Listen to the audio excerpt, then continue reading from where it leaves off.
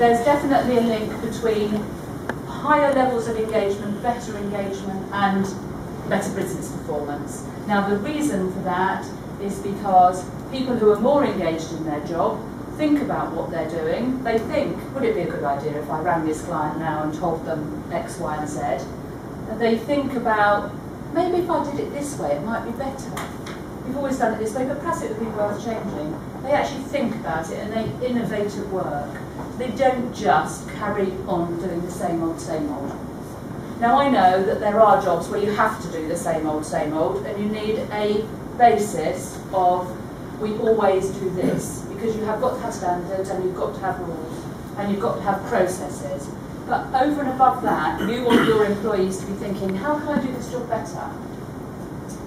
The psychological contract is something that HR people talk about. That's the, I really want to do this because I like being here and I enjoy it. I'm going to give more of me because I like it. This is what I want to do. I'm happy here. And that's that discretionary behaviour that you're asking for from employees. Promotes the brand. People will say, yes, fantastic here, I really like it, you must buy our whatever. You know, you must come to our school, it's such a fantastic school, we give all these things to the 5-year-olds, 6-year-olds, whatever it is.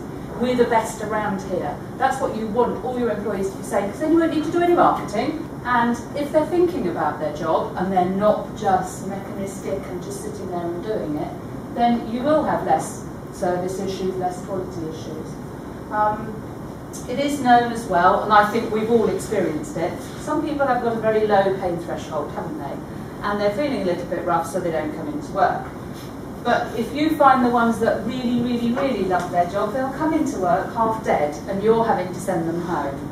And that's the difference. That's what we're talking about here. Absence rates are lower.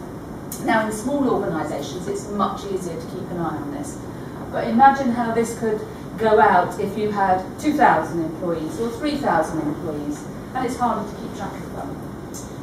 And also, one of the latest things, which I hadn't, until I did this research, I didn't realise how much higher on the list this was becoming, is to improve well-being.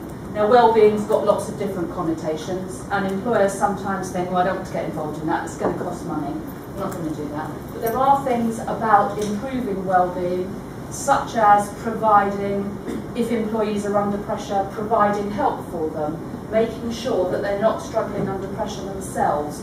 That's improving their well-being. Doesn't mean to say you've got to install a gym or a creche or have fruit, although companies do.